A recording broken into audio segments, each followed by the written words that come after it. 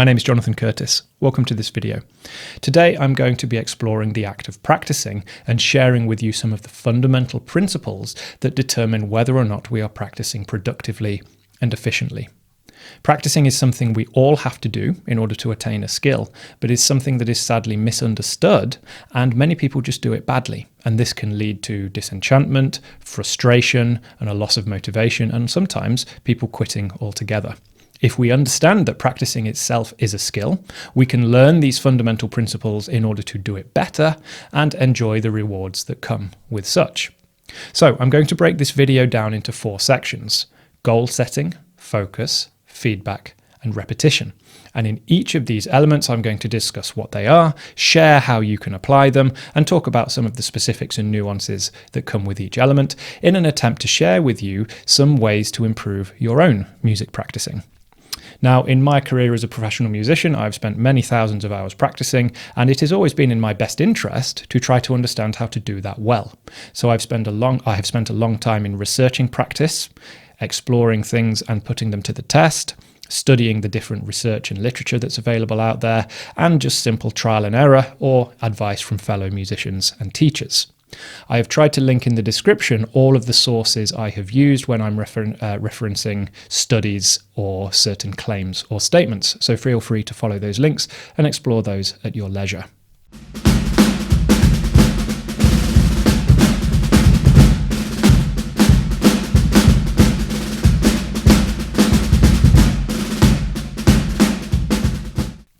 So we begin with perhaps the most important and most neglected element, which is setting a goal. Many people have all the desire and commitment and will to practice, but they don't have a goal. They just want to get better. I just want to improve my technique. I just want to get faster. Or it might even be learn this piece, but without any specific way of doing that.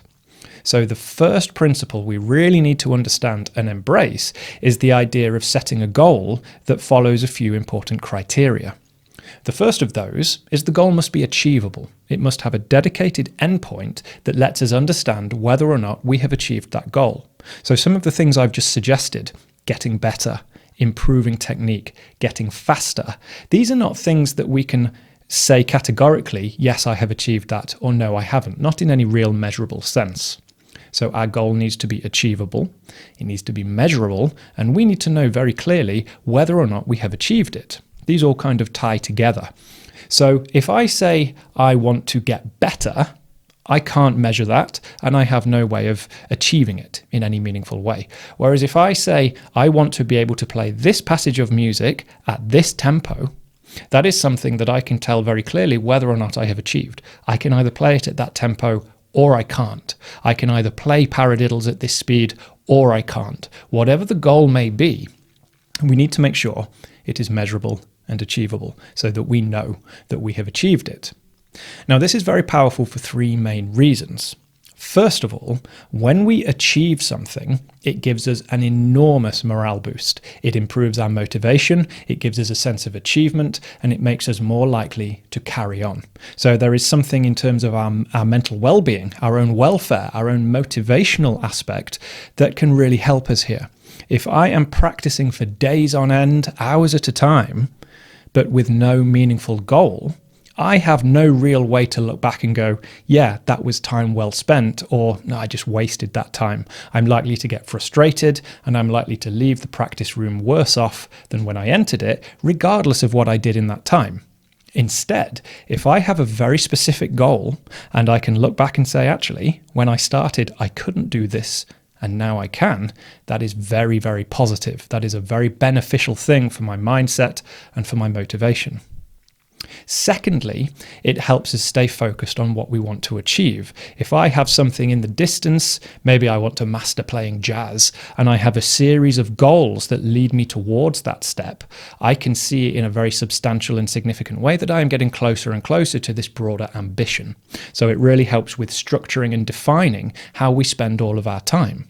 If I want to learn a piece of music, but my goal is I'm going to practice paradiddles until I can do them at 200 BPM, if those two things are not connected, then I might want to step back and think, well, wait a moment, is my short-term goal conducive to my longer-term ambition?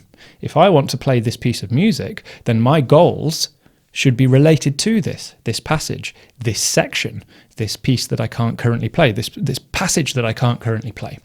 So it really helps us structure our practicing to make sure that we are always working, moving in the direction of whatever it is we want to achieve on a longer time scale. Thirdly, it helps us inform what we actually practice. It is very easy to say, well, I don't know what I'm going to practice today. If we have a goal, everything we do is geared towards achieving that goal. If I have a section in my piece that I can't play and I want to be able to play, I can look through all of the individual elements of that section, analyze why I can't play it, and then develop solutions to those problems. I can play the doctor and I can diagnose, why can't I currently play this? What do I need to do to fix those problems? So there are all of these benefits and all of these good things that come from simply having a goal that meets these criteria. I want to be able to play these 4 bars at 90% of the tempo of the piece. I can't play this passage because I can't play this fast enough. I can't play this passage because I'm not forming my flams correctly. Right, that's my goal. Now I'm going to address each of these elements, and that's going to define my practice. This also has the added benefit of removing time from the equation. When we are practicing, it becomes very easy to get caught up in the amount of time. Should I be practicing an hour a day? Should I be practicing 8 hours a day? Should I be practicing 5 days a week, 7 days a week? I've only done 6 hours this week. Is that enough? All of these questions are very common, and all of them are functionally meaningless. It doesn't matter if you have your clearly defined goal and you are achieving that goal. So if my goal, I'll pick one that's very, very simple. If my goal is to play paradiddles as 16th notes at 200 BPM, I am going to practice until I have achieved that. It doesn't matter whether it takes me 1 minute, an hour, a day, a month, or a year. Until I have achieved that goal, I am going to keep working on that one task. So this means if on any given day, I've only got 10 minutes to practice today, well, I know what I'm doing. If I've got 5 hours on this other day, well, I know what I'm doing, and I'm likely to make more progress towards that goal. But it doesn't matter. I'm going to practice until I've achieved that goal, not until I've hit some arbitrary time limit.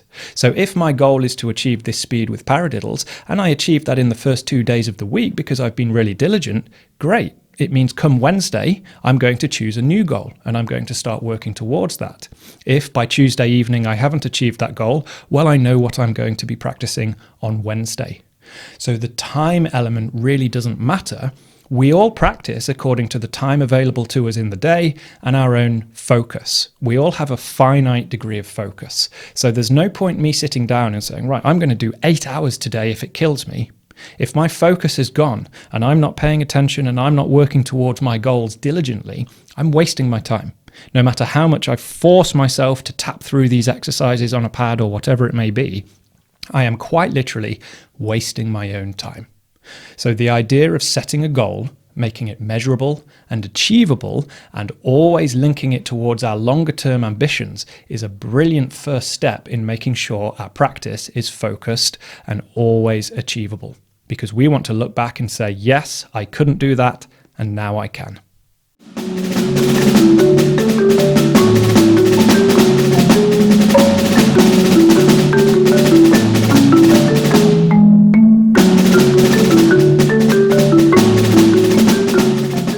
Now, this brings us on to step 2. The second fundamental principle of practice is the idea of focus.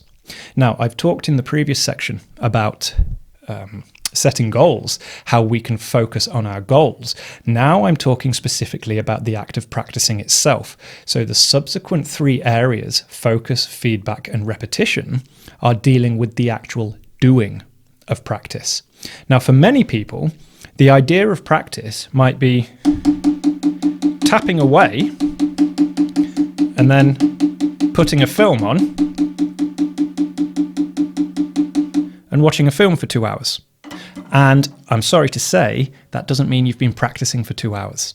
We know scientifically, we know with how the brain works, that in order for learning to occur, neuroplasticity and the processes that change our brain, myeliniation, the sense of the nervous system adapting, it requires one thing: you to be paying attention. If you are not focusing on what you are doing, you are not paying attention, you are not learning. Full stop. So for those of you that think you can practice and cheat the system by tapping away on a pad while watching a film for 2 hours, I'm sorry to say that is not going to help you in any meaningful way.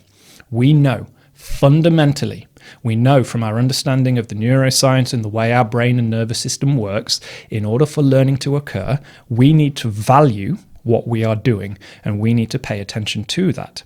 Now, again, in terms of the time element, I discussed the time element with regards to the goal setting. With regards to the time element, this has the added benefit of drastically shortening your practice times. Because again, if you are arbitrarily seeking or pursuing some time figure, I'm going to practice for 4 hours because that's what great musicians do, you are wasting your time unless you can somehow maintain your focus for 4 hours. Instead, if you can maintain your focus for 1 minute at a time, and when you are practicing on whatever it is you're practicing, for 1 minute of sustained focus, that is 1 minute well spent. Now, generally speaking, we only have about 25 minutes of focus at any given time. We can't focus for 4 hours. We just can't. Even if we try our hardest and we try our best, we will exhaust ourselves. We will need to sleep. We will need to take a break tomorrow. Focus doesn't work that way. Focus is a finite resource that tops up when we sleep and when we eat well and when we look after ourselves, and we need to spend it wisely. So if I'm just tapping away, I'm wasting my time. Whereas if I am watching, I'm paying attention to the stick height, to where I'm hitting the stick, my fingers, my posture, my breathing, all of these things, then I am spending time telling my brain, look, this is important.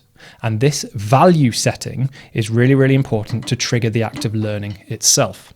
Now, interestingly, when we consult the literature in this, it doesn't seem to matter where we focus or what we focus on.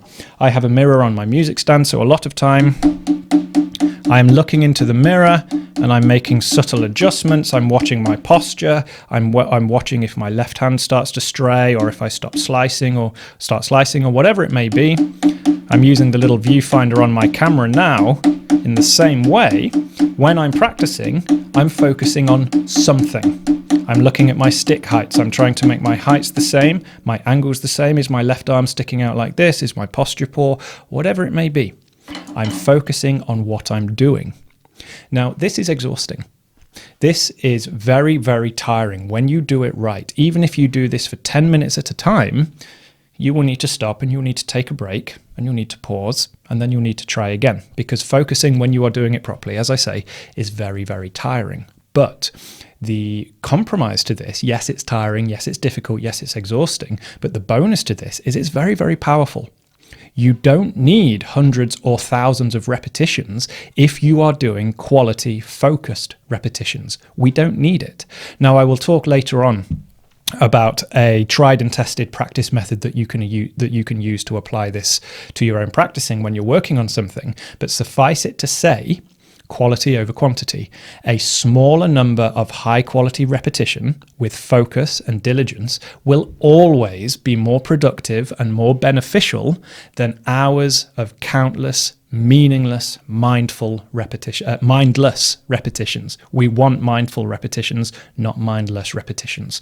So the next time you're practicing and you're doing your best, but you find your attention straying and you're thinking about what you had for dinner, or you're looking out the window, or you're watching a film, you're playing a game on the side with your other hand, stop and ask yourself, am I actually assigning value to what I'm doing?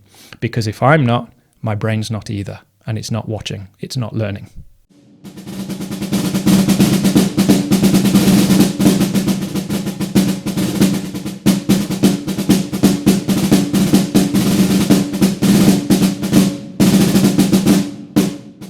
So this brings us to our third principle here, one of our real fundamentals of practice is the idea of feedback.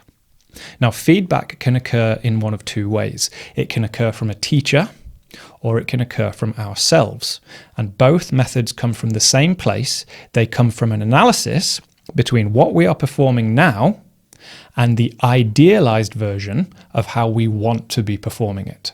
So I might be working on a piece of music, a 4-bar passage. I know in my own mind, or my teacher knows in their own mind, how that passage should sound, how it should look in the hands, how it should feel to play.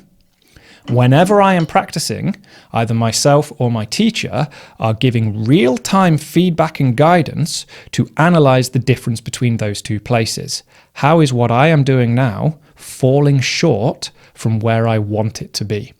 Now, this is real-time and this is hyper-specific. So it might be things like your little finger's off the stick, your left arm is at a different angle to your right arm, you're slouching, your left hand is not as high as the right hand. All of these things, real-time, feedback, fix this, watch this, pay attention to this. And as you are doing this, you are making micro corrections on every single repetition to try to bring yourself closer to that ideal, to try to bridge the gap between where you are now and where you want it to be.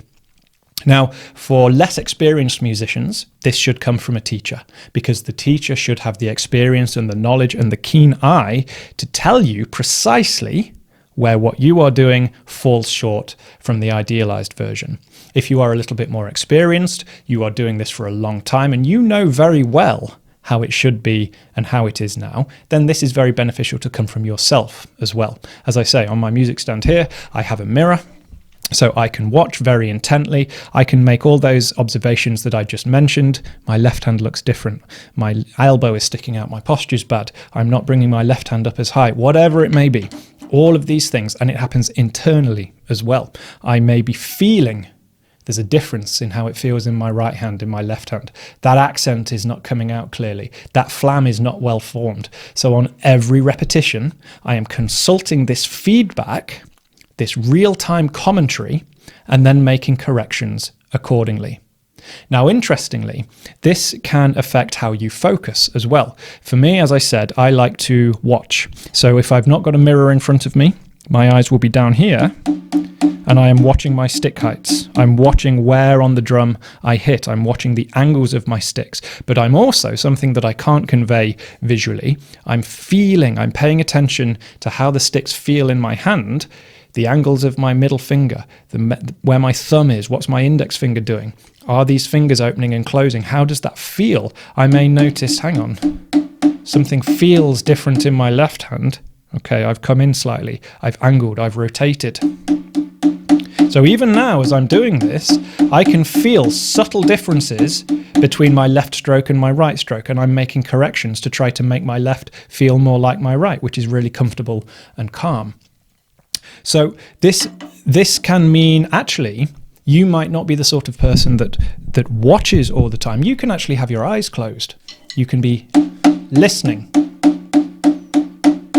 And you can be paying attention to how it feels in your hand. You may even be staring off in the middle distance, staring out at the window.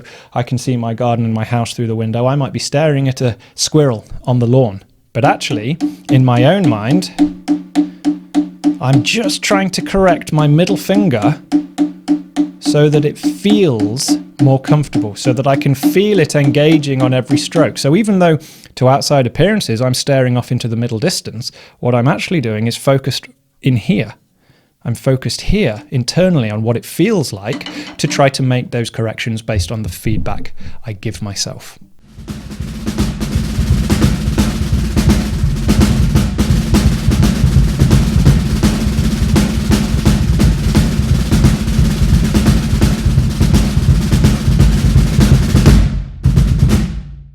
So this is so far very mental. I've not talked about the final point, which is what we all think of when it comes to practice, which is repetition. And even though we know this, very few people utilize repetition well, if at all. So let me be as clear and as concise and as authoritative as I can be. You cannot learn a skill without repetition. Repetition is the tool with which our brain, our nervous system, our muscles learn a skill. Whether it is learning a poem by rote, learning our times tables, learning to pirouette on ice skates, or learning a single stroke roll. Repetition, repetition, repetition is the only way that skill actually develops. We can think about it, we can visualize it and manifest it. It is not going to help until we have our repetitions. But the reason I have put this last in these series of 4 principles is that repetition without these previous 3 elements is worthless. So it really is a double-edged sword. As I said, if I'm doing 10,000 repetitions of paradiddles, but I've actually been watching Netflix the whole time, with no focus, with no real-time feedback, with no correction of errors, and no goal, those 10,000 repetitions have been wasted. It is functionally, biologically, neurologically worthless. So, repetition is the most powerful tool in our arsenal when we employ it well, when we employ it mindfully with focused feedback and repetition. So, the number one question that people always have, people ask me this, people ask other people and seek advice, how many repetitions should I do? How long should I repeat for? Etc. Now, when we pose these questions in the context of what I have just talked about, they become much easier to answer. How many repetitions should I do? Well, the answer is, how long can you sustain focus for? Can you sustain focus for 12 repetitions, 100 repetitions, 1,000 repetitions? If you can, great. There's your answer. If you can only sustain your focus for 12 repetitions before your mind starts to wander off, before you stop paying attention, before you stop giving yourself feedback, 12 repetitions it is. Make them the best 12 repetitions you have ever done. But with that said, there are some pragmatic answers I can give you. From taking something we have never done before to mastering it, we are talking in the realm of thousands of repetitions. We are talking in the realm of tens of thousands of repetitions. But that happens quite quickly, and that is not a hard and fast rule, because we need to ask, why can't we play it? There are many reasons we may not be able to play something, and not all of them are physical. In fact, very few of them are physical in terms of our musculature. Now, if you are trying to play something really, really fast, there may be physical elements in terms of tension and muscular conditioning that are going to stop you doing that. In that way, playing fast is the equivalent of weightlifting, where if I want to lift a 40 kilo weight, if I don't have the muscle capacity, no amount of practice is going to suddenly give me that, right? I need to develop the muscle first. So I physically am not strong enough to lift that 40 kilogram weight. Whereas a lot of the time, the reason we can't play something fast enough has nothing to do with our musculature. So in that way, the repetitions become more about programming and encoding our brain and our nervous system than they do about the muscles. We often hear of this name, muscle memory. Now, muscle memory is a useful thing to talk about, but it is also a misnomer. Muscles don't have memory. Muscles do exactly what they are told based on what the brain and nervous system tell them to do. So assuming you are trying to get your muscles to do something within their physical capacity, as in lift that 40 kilogram weight and I can't do it, as long as it's lift that 10 kilogram weight and I'm capable of lifting a 10 kilogram weight, the muscles will obey. So instead, what we need to be focusing on are programming in the correct sequence of movements so that signal process from our brain, our nervous system to our muscles is as clean and as crisp and as accurate and as consistent as it can be. Now, there is a process that we can simplify and call cognitive overload. Cognitive overload describes how there may be a delay between what the brain is trying to send to the muscles and that signal being sent. I'm not a neuroscientist, I'm grossly oversimplifying, but this is quite a well-known phenomenon.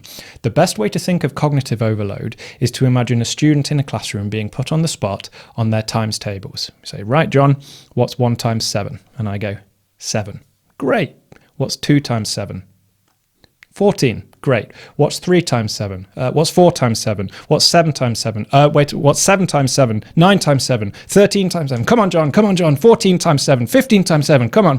At some point, we don't have the time to work it out and we start going, wait a minute, 4 times 7 times 3. We don't have the capacity to deal with it. The information, the instructions are coming in too fast for us to be able to convey the information, sort in the information, and send the correct signal. So the way we overcome this is through repetition, quality, focused, feedback-based repetition of the correct actions. Because what is happening is the brain is repeating these processes again and again and again, and it is house clearing. It is getting rid of the chaff. It is getting rid of all of the unnecessary signals, all of the bloat, all of the errors, and it is leaving us with only the signals we want. And essentially, we can simplify this to a trigger. We have a trigger and we want a response. So if you say to my daughter, who is 6, what's 7 times 7? And she'll go, don't know.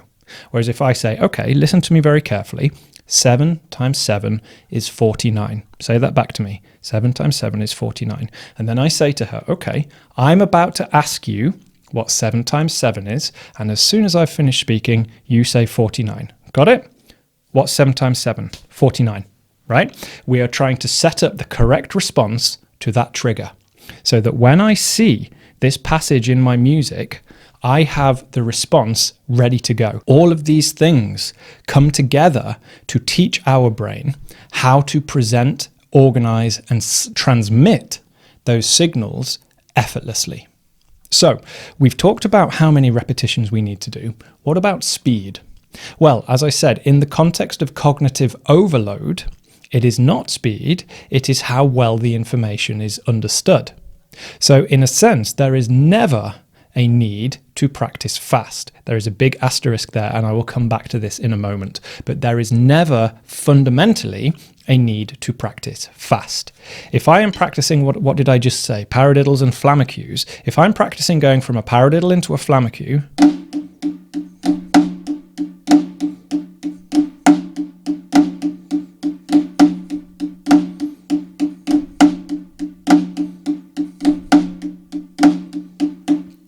I'm focusing on all of the sequences of events that need to happen in order for that paradiddle flammacue phrase to sound crisp, clear, articulated, and the way I want it to sound. So I'm focusing on my rhythm, I'm focusing on my stick heights, the clarity of the flam, the accent, my posture, all of these things, and I am programming my brain to repeat this as a response to this particular trigger. And I am repeating it sufficiently that that response is instantaneous.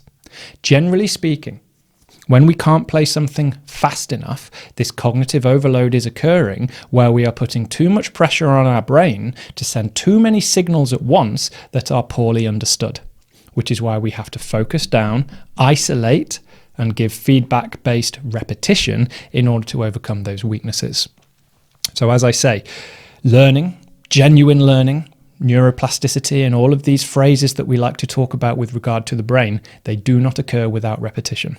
But they must occur in the context of focus and feedback-based repetition pertinent to the goal we are trying to achieve. Now, on the nature of speed, there is an argument to say that as our central nervous system increases its ability to send these signals and our brain increases its ability to send these signals, there is some adaptation that needs to occur relative to the speed at which we are playing it. So there is, it seems, some fundamental difference on one level between playing something very, very slowly and playing something very, very fast. I can liken this to learning to drive. We need to learn to drive slowly, how to coordinate the pedals, follow the road rules, get used to looking out for other drivers and all of this. But ultimately, we're going to have to go on the motorway and we're going to have to understand what it feels like driving at 70 miles an hour surrounded by speeding traffic. And there is an argument that suggests our central nervous system and our brain work in the same way. No matter how slowly I play something, sooner or later I need to explore what it feels like to play it fast. So this is why this tempo ladder can be a very good idea. As we become more confident with the action, we are constantly pushing faster and faster in small increments to give ourselves a chance to adapt to these changes in speed and the demands this places. Now, I just want to close with a few further ideas for you to think about, because I can't possibly hope to cover everything in one video. It is a vast subject, and some things we simply don't know the answer to yet.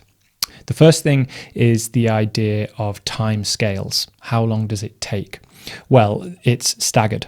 So progress can happen in one session if we do it well. We can find our ability to retain a phrase, our ability to pronounce the phrase can become stronger, more fluid, more fluent, very, very quickly. Over the course of about a week, this can start to consolidate and solidify. Over the course of a month, we would expect this to become more permanent. And over the course of about 3 months, we would expect the process to be completed. So from a point of view of not being able to play something to the point of being able to perform it within reason and according to certain parameters, we should expect a period of a maximum of about 3 months to take it to the point where we are absolutely confident and fluent with it, and it is retained in our long-term memory. Please take that figure with a grain of salt. This is just to kind of illustrate the timeframes at play. We can definitely expect short-term progress, a day, a week. We're looking at a few weeks to a month for some serious progress. We're looking at about 3 months of regular process, this process occurring regularly for permanent, long-term and significant mastery of what we're talking about here. Secondly is the idea of repetitions themselves.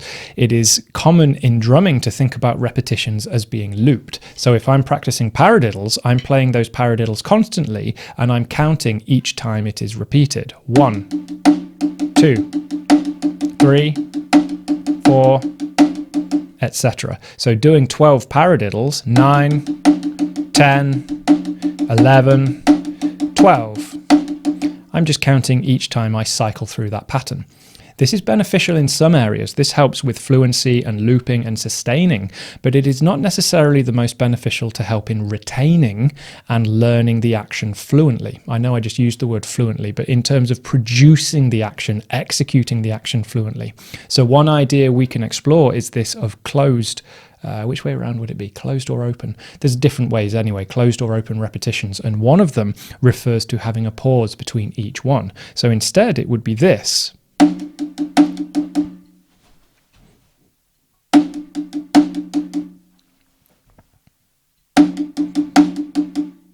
Putting a short pause between each repetition and then taking time to process it, consolidate, and then try again. This can be a very, very powerful way to practice and a very, very powerful way to keep us focused, not least because it tackles the most important aspect of repeating the motion, which is its beginning.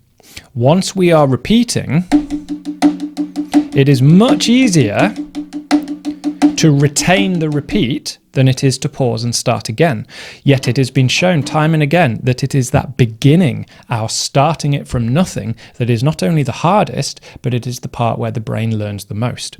So incorporating pauses into our sets can be a very, very valuable way to increase their efficacy. Right? We want them to be as efficient and as powerful as possible. Putting some pauses in there can be very, very powerful. Finally, I want to address the idea of tension. And tension is a big, big deal, especially for drummers where we are doing something very physical. In many cases, part of the reason we can't perform something as fast as we want to is because we are too tense. Tension is the enemy of smooth, confident execution. This occurs as part of this cognitive overload that I was discussing earlier, when our brain is not able to keep up with the demands placed on it, does not know the signal sequence well enough to send it fast enough, accurately, consistently. Our nervous system hasn't adapted to these signals well enough yet.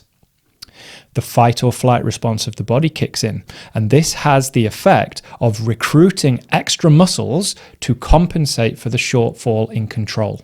So the moment you feel yourself tensing up, that is a signal telling you, I don't have control here, because other muscles have been recruited to compensate for that. So when we are practicing, whatever it may be, if I'm doing my paradiddles, I'm very consciously all the time scanning my body to see if there's any tension anywhere. Now, this will most commonly be in the hands themselves, in the fingers, in the fulcrum, in the forearm, in the biceps. The number of times I've seen students playing And then they've been rubbing their bicep. And I said, why is your bicep hurting? And it's because they're tensing. They're playing from here. These muscles are being recruited to make up for a loss of control here. So we want to make sure we are absolutely in control, relaxed, tension-free. Because it means, as I have said, that the other muscles are being recruited to make up for a shortfall in control. Now, this is very, very powerful. This is a really, really important aspect of learning to play. When we are playing really, really fast, I can feel it now as I'm doing it. There is tension creeping in. So I am making an effort just to relax, because the control and the speed is coming from here, not here, not here. Now, as I was saying, that control is most commonly in the fingers, in the arms, in the bicep, in the shoulders, but it can occur in strange places. It can occur in your legs, in your buttocks, in your lower back, even in your toes or your jaw. I find sometimes when I'm really concentrating, you can't see it, but my toes are curling in my shoes, or I'm clenching my jaw. You can see this sometimes in my performance videos. When I'm really concentrating, my jaw will clench. It's, even though subtle, it is a response to a perceived loss of control. So we want to make sure we are as relaxed and as tension-free as possible. So when you are doing your sets, working your way up your tempo ladder, as soon as you feel tension creep into your repetitions, stop, drop back down an increment, and try again. It is far better to be slower, but with complete relaxed control, than it is to push the tempo, but I've got all of this tension in there, because that tension is acting like a brake pedal. It's like trying to accelerate a car with one foot pressing on the brake. You're going to injure yourself and you're not going to go very fast. So we need to make sure that that tension is completely gone through every aspect of our repetitions, so that by the time we finally arrive at our tempo target at the top of our ladder, we are able to produce that tempo completely controlled and tension-free. Unfortunately, that does add time onto it, but we're trying to do this well, not quickly, which is why I talk about a period of months to develop this. I'm working on a piece right now where I'm trying to get it to X tempo, and I'm currently at 85% of that, and I can play it at X tempo, but not without tension. I'm tensing. I can feel my fingers clenching, because we start to anticipate this difficult section. We start to anticipate getting it wrong, so all these additional muscles become employed to compensate. So I will leave that there for today. If you have enjoyed this, there is an episode on my Snare Drum Virtuoso podcast where I go into this on a slightly similar conceptual level. I talk more about the concept rather than the specific application, but it's the same sort of principles. It's one of the episodes in the first series. You can find that on Spotify or Apple Music. It's called the Snare Drum Virtuoso podcast.